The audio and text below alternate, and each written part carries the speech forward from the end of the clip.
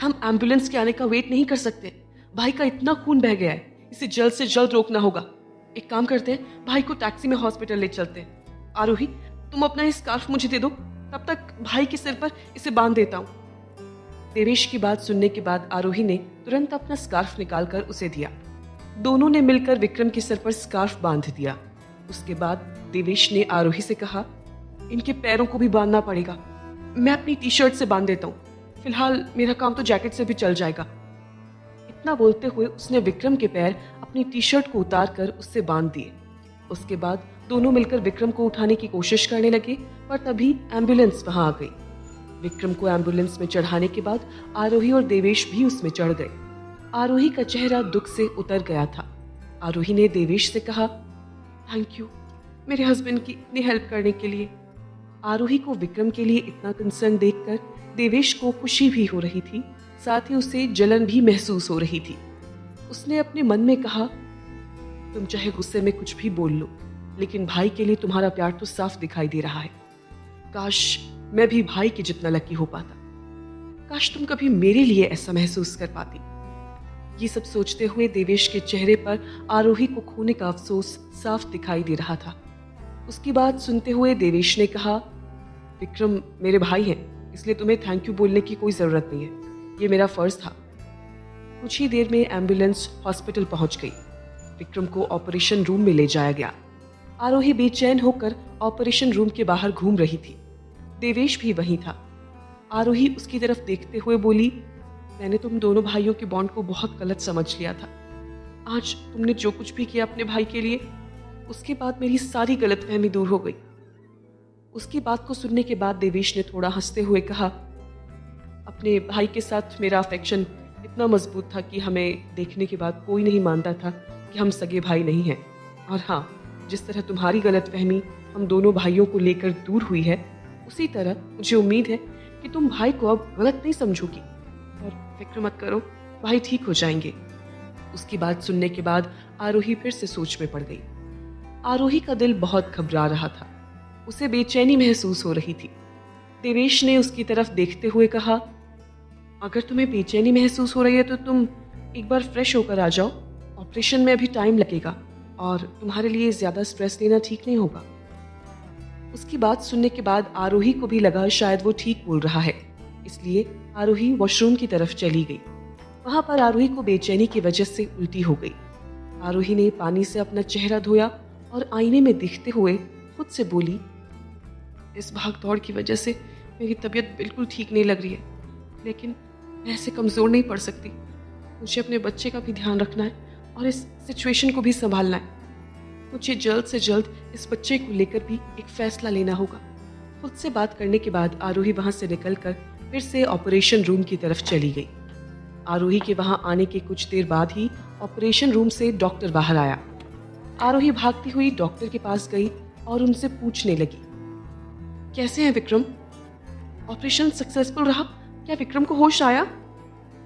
Doctor ने आरोही के इतने सवालों को एक साथ सुनकर जवाब दिया, आपको घबराने की जरूरत नहीं है। यह हॉस्पिटल इस शहर का बेस्ट हॉस्पिटल है। यहाँ हम पूरी कोशिश करेंगे कि उन्हें बेस्ट ट्रीटमेंट दे सके।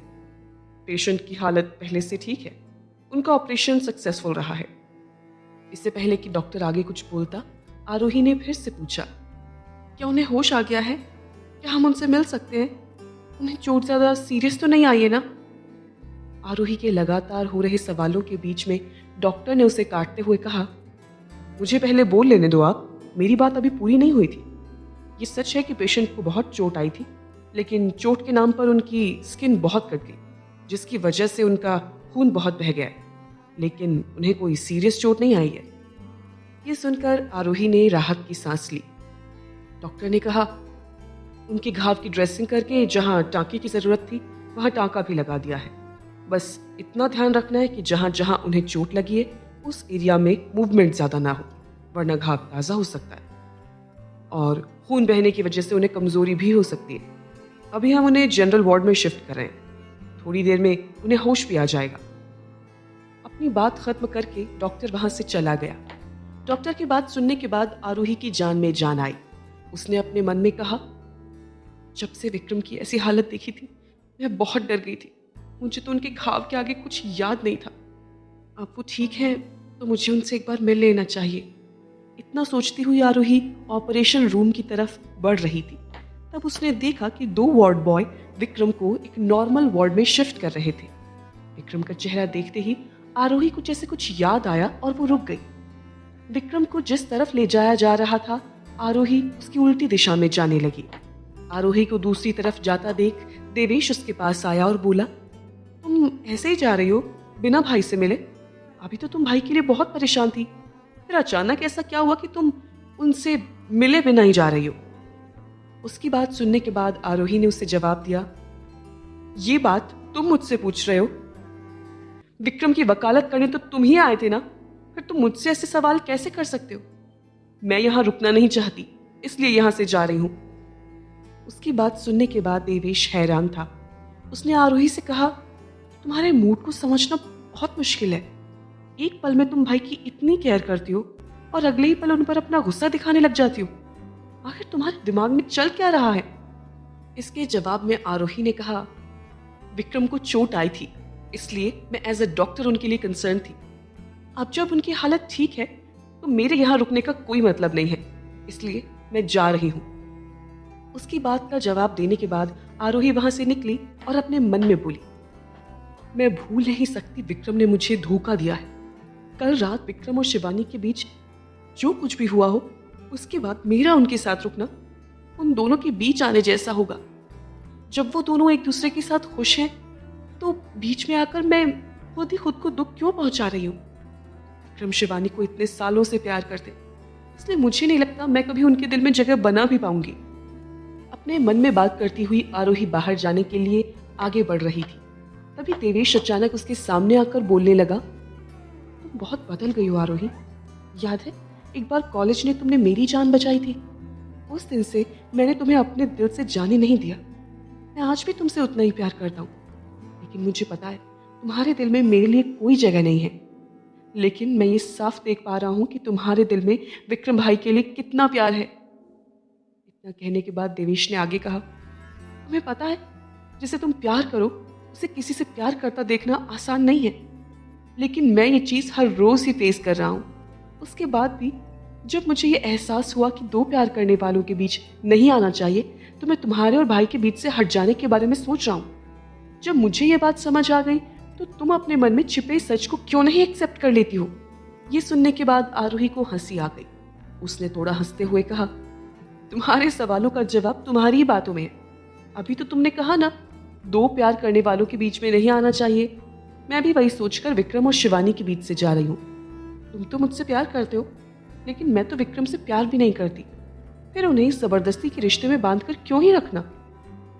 देवेश ने फीकी मुस्कुराहट के साथ ताना कसा, तुम्हारे शब्द और तुम्हारी आंखें एक दूसरे का साथ नहीं दे रही हैं। ठीक है, अगर तुम विक्रम भाई से प्यार नहीं करती हो और उनके बिना रहने का सोच चुकी हो तो चलो मेरे साथ, हम दोनों एक नई जिंदगी बसा लेते। वैसे भी तुम भाई को छोड़ने के बाद अकेली रहोगी, उससे अच्छा तुम मेरे साथ रह लो।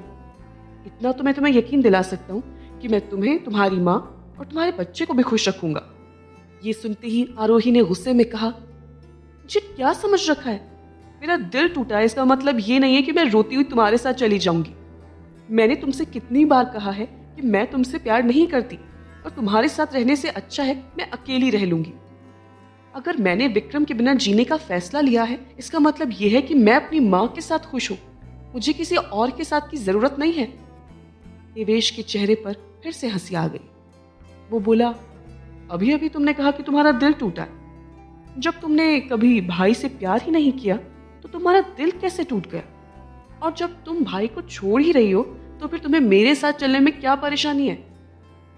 ये सुनकर आरोही की बोलती बंद हो गई। देवेश आगे बोला, तुम इन सवालों का जवाब नहीं दे पाओगी, मैं ही देता हूं। मैंने तो तुम्हें एहसास दिलाने के लिए कहा था कि मेरे साथ चलो, ताकि तुम गुस्से में ही सही ये महसूस कर सको कि तुम्हें भी भाई से प्यार है। एक बार तुम अपने मन में ही इस बात को एक्सेप्ट करके देखो कि तुम दोनों एक दूसरे से प्यार करते हो, फिर तुम्हें तुम्हारे सारे सवालों के जवाब मिल जाएंगे। देवेश की लगातार इस तरह की बातें आरोही को इरिटेट करने लगी थी। उसने चिढ़ते हुए देवेश से कहा, चलो मान लिया कि मैं उनसे प्यार करती भी हूँ, लेकिन तुम्हारे भाई को किससे प्यार है? इस बात का जवाब तो तुम भी बहुत अच्छे से जानते हो। देवेश ने कहा, हाँ मैं जानता हूँ। वो लड़की शिवानी तो बिल्कुल नहीं है। वो लड़की तुम हो आरोही, सिर्फ तुम। अपनी बात को खत्म करते हुए आरोही को इस बात का एहसास दिलाने के लिए देवेश ने उसके दोनों कंधों को अपने हाथ से पकड़ते हुए कहा। देवेश जब आरोही से ये सब बोल रहा था तो उसकी आंखों से आंसू निकल गए। आरोही ने देवेश का हाथ अपने कंधे से हटाते हुए कहा, अगर वो मुझसे प्यार करते तो शिवानी के साथ कभी नहीं जाते। और माना कि शिवानी बहुत जिद करके उन्हें एनिवर्सरी सेलिब्रेट करने लेकर भी गई, लेकिन उन्हें तो शिवानी की तबीयत के बारे में पता था ना। उसे संभालने की जगह वो शराब पीने क्यों बैठ गए? आरोही को इतना समझाने के बाद देवेश भी अब थक चुका था। उसने बहुत ही भारी मन से कहा, उन्हें पता होता कि ऐसा कुछ होने वाला है तो वो ऐसा काम बिल्कुल नहीं करते। वो तुम्हारा दिल नहीं तोड़ना चाहते हैं। आरोही अब देवेश की बात नहीं सुनना चाहती थी, इसलिए वो वहां से आगे बढ़ते हुए बोली, मुझे समझाने में अपना इतना टाइम वेस्ट मत करो। अगर उन्हें मुझे दुखी नहीं करना था और वो मुझसे प्यार करते हैं तो बताओ, बार में उन्होंने ऐसा क्यों कहा कि आज रात तुम रैंडम किसी भी लड़की के साथ चली जाओ, मुझे कोई प्रॉब्लम नहीं है। बताओ, है तुम्हारे पास कोई जवाब? क्या देवेश आरोही को विक्रम के लिए उसके प्यार का एहसास दिला पाएगा? क्या आरोही समझ पाएगी कि वो सच में विक्रम से प्यार करती है, या फिर गुस्से में दे देगी विक्रम को तलाक? जानने के लिए सुनिए इस कहानी का अगला एपिसोड